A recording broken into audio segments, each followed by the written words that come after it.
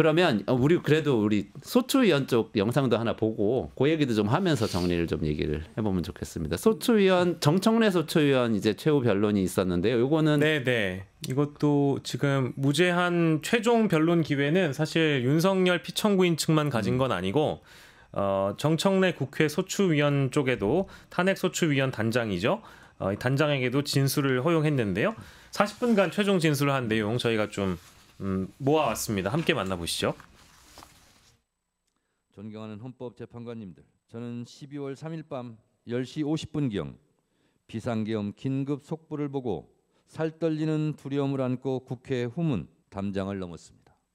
계엄군이 먼저 진을 치고 있다가 체포 연행하지는 않을지 두려웠습니다. 국회 운동장 근처에서 본청으로 한 발짝씩 내디딜 때마다 36년 전 1988년 9월의 밤이 마치 어젯밤 악몽처럼 떠올랐습니다. 새벽 1시 안기부에 잡혀 지금도 알 수 없는 서울 을지로 어디몇쯤 한 호텔로 끌려가 수건으로 눈을 가린 채 속옷 차림으로 4시간 동안 주먹질, 발길질로 고문 폭행을 당했습니다. 언론에 보도된 노상원 수첩대로 시행되었다면 수많은 사람들이 죽음을 피하지 못했을 것입니다. 피청구인의 반헌법적 내란 행위는 민주주의 근간을 뒤흔드는 중대한 위헌적 시도였으며 국민의 자유와 권리를 본질적으로 침해하는 반헌법적 도발이었습니다. 피청구인은 군 통수권자로 부여받은 막강한 권한을 남용하여 군과 경찰을 사유하는 중대한 위헌 행위를 저질렀습니다.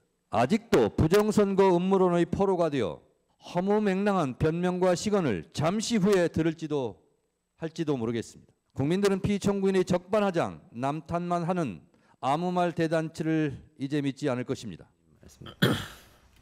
네, 황 기자님 어떻게 보셨어요? 지금 뭐 이게 본인의 경험을 빗대서 굉장히 좀 격앙돼서 말씀을 하시네요. 지금 정청래 법사위원장이 이제 부정선거 얘기를 하지 않았습니까? 네네네.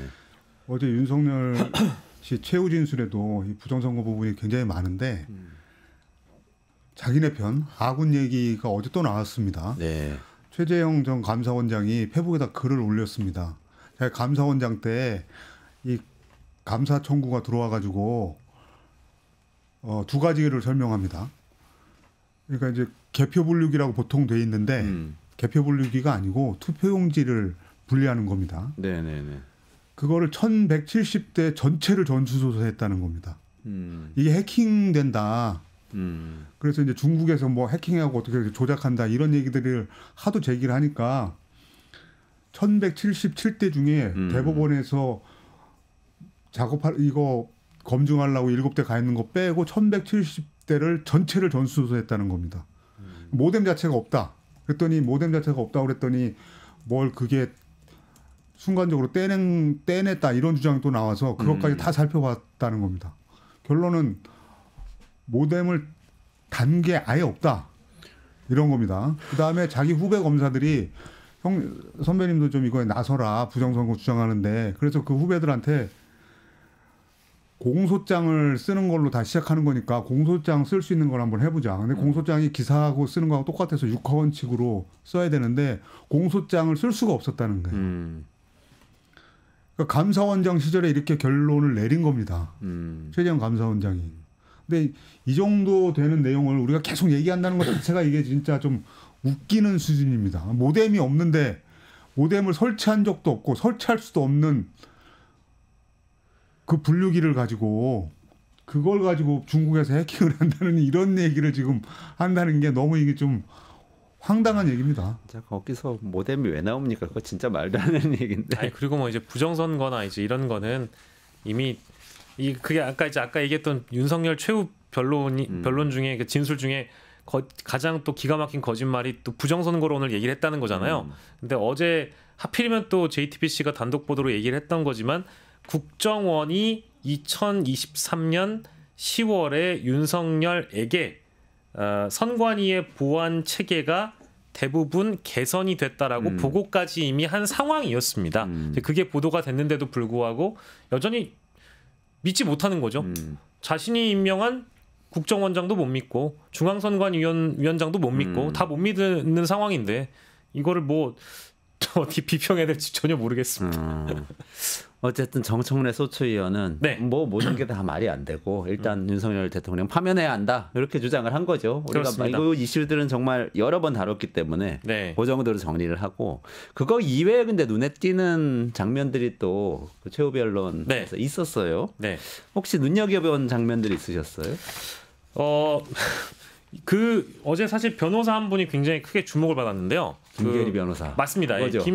김계리 저도 봤어요. 김계리 변호사인데요. 김계리 변호사. 여의죠. 네. 네, 첫 종합변론 주자였는데 이분이 이제 이런 얘기를 했네요. 나도 개몽됐다. 네. 14개월 딸 아이를 둔 아기 엄마로 육퇴 후 육아를 마친 뒤 소파에 누워 있다가 계엄 선포를 보고 바로 법조문을 확인을 해봤는데 임신과 출산 이후에 육아를 하느라 몰랐던 민주당의 이 폐악질을 드디어 알게 됐고 일당 독재의 파쇼 행위를 확인하고 아이와 함께 하려고 비워둔 시간을 나누어서 이 사건에 뛰어들게 됐다. 내가 개몽된 산 증인이다라고 강조를 했다라는 게 너무 큰 충격이어서 굉장히 많은 분들이 이 대목에 집중을 또 하셨더군요.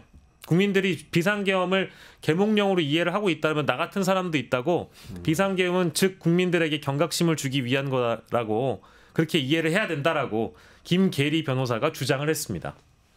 어느 헌법재판관이 지난번에 그런 얘기를 하는 것 같아요. 이 자리는 충성을 증명하는 자리가 아니다. 이 김계리 변호사라는 분은 자기 세력에 대한 충성을 증명하는 발언 아닌가 이런 생각을 좀 해봅니다. 이분 정치할 것 같아요. 그러니까 이제 2월 28일인데요. 네네네. 이제 뭐 이것도 일부 보도가 된 내용으로 알고 있습니다만 실제 2월 28일 금요일 28일인가 29일 집회가 있잖아요. 이제 외부 집회에 이제 뭐 석동현 변호사라든지 이런 분들은 이제 종종 등장했던 분인데 김계리 변호사 역시도 혹시나 이제 그 연단에 올라서 스피커로 등장할지 모른다라는 그런 소식들이 이제 일설에 의하면 있는데 실제 오른다라고 한다면 윤석열을 변호하고 있는 변호인단들 중에 아주 연로하신 분들을 제외하고는 대부분 현실 정치에 꿈이 있기 때문에 윤석열을 이용해서 수단 삼아서 이번에 정치를 하기 위한 어떤 발판으로 이 헌법재판소를 이용하는 거 아니겠는가. 그런 측면에서 본다면 이제 이런 궤변이라는 것은 굉장히 좀 비합리적이고 비상식적이고 좀 분노스럽기도 합니다. 아, 그러네요. 그런데 네. 저는 이런 생각이 들었어요. 이번에 쭉 재판을 지켜보면서 김계리 변호사 말씀하셨잖아요. 또 석동현 변호사 말씀하셨잖아요. 이분들은 재판에 이기는 것이 이분들에게 가장 좋은 것이 가장 중요한 것일까? 아니면 재판을 통해서 유명해져서 특정한 정치적 지지층을 확보하는 것이 본인들에게 가장 좋은 일일까 생각해 보면은 이해관계가 명확한 것 같아요. 맞습니다. 여기서 승소하는 거는 정말 가능성도 낮고 예. 승소한다고 해도 그 다음에 또 유사한 재판이 있을 가능성은 또 거의 없잖아요. 그렇죠. 여기서 승소한다고 해서 무슨 김앤장에 스카우트 돼서 뭐 글로벌 기업들 사건을 하고 이런 일은 없을 거란 말이죠. 그렇게 생각하면 당연히 유명해져서 정치를 하는 게 가장 자기들에게 이익이 되는 행위인 거예요. 그렇죠. 예, 그 이제 이게 뭐 헌법재판소의 탄핵 심판은 단심제이기 때문에 한 번만 하는 것이고 뭐 모르겠습니다. 이제 중복이 되는 인물들도 있어요. 윤석열의 내란죄 형사재판의 변호인단과 중복이 되는 인물들도 일부 있습니다만은 네. 이분들 입장에선 사실 꽃놀이패죠. 만약에 탄핵이 기각이 되면 메시아가 어쨌든 탄압을 받고 희생당하는 것을 발판 삼아서 자신의 정치 일정의 수단으로 삼을 수 있는 좋은 소스가 되는 것이고 만약에 실제 기적 같은 일이 벌어져서 윤석열 탄핵이 이제 만약에 기각이 되고 직무 복귀가 된다라고 한다면 그렇게 되면 이 정권에서 뭔가 또 수혜를 입을 수 있는 그런 발판이 되기도 하니까요. 하지만 다만 아까 우리 앵커님이 말씀 주신 것처럼 탄핵이 인용되고 그 이후에 자신이 어떤 이 정치 세력을 자신의 어떤 지지자로 모아서 미래에 뭐 배지를 달거나 혹은 뭐 모르겠습니다. 어떤 정당 내 활동을 좀 꿈꿔볼 수 있는 뭐 이제 마중물이 될 수도 있겠다 이런 생각을 좀 해봤습니다. 그럼 불현듯 드는 생각이 윤석열만 불쌍해지네요. 이용당하고 버려지는 사람. 이용당하고 언제일지 모를 감옥 생활을 해야 되는데 언제 끝날지 모를 감옥 생활할 가능성이 높은데 윤석열만 갑자기 불쌍해지는 우리 그런 마무리해야 생각이 드네요. 되는데 저는 하나도 안 불쌍합니다. 그래도 우리의 일상을 이렇게 망치고 게다가 저 자꾸 유발 하라리 인용하게 되는데 유발 하라리 책 자꾸 다시 보게 돼요. 이런 얘기를 했거든요. 민주주의와 파시즘의 차이를 얘기하면서 하여간 민주주의 국가에서는 반대자들이 인정하고 반대자들이 법적인 어떤 조치를 통해서 계속 항의하는 것을 다 용인하고 그럼에도 불구하고 다수결로 이제 더 많은 국민들이 지지하는 쪽에 권력을 주고 집행하게 만드는 게 민주주의인데 파시즘은 어떻게 생각하냐면 지도자의 생각에 동의하면 그것은 국민이고 지도자에 대해 생각에 동의하지 않으면 그것은 반국가 세력이라고 용어도 반국가 세력이라고 써요. 유발 하라리도 반국가 세력이라고 생각하는 게 바로 파시즘이라는 겁니다. 바로 파시즘을 꿈꿨던 사람이 이 사람이고 이분이 처벌받는 것은 저는 동정의 여지가 없다, 불쌍하지 않다 이런 생각이 듭니다. 오늘도 이 두 분께서 이 윤석열 씨의 최후 변론 가지고 우리 그 끝장을 내는 분석을 해주셨는데요. 두 분 박영식 시사 에디터님, 황방열 뉴스토마토 선임 기자님 감사드리고요. 황방열 기자님, 박영식 에디터님 고맙습니다. 감사합니다. 감사합니다. 뉴스토마토가 12.3 내란을 막아낸 시민영웅 1000명 찾기 프로젝트를 진행합니다. 내란을 막고 탄핵 소추를 이뤄낸 시민영웅 1000명을 찾아내 대한민국 민주주의의 역사로 기록하고 시상해 본보기로 삼음으로써 민주주의를 더 널리 확산하기 위한 프로젝트입니다. 이 과정에 직접 참여했거나 참여자를 추천해 주실 분들은 아래 메일로 제보해 주세요. 많은 참여 바랍니다. 뉴스토마토와 함께 해주실 분들의 응원을 기다립니다.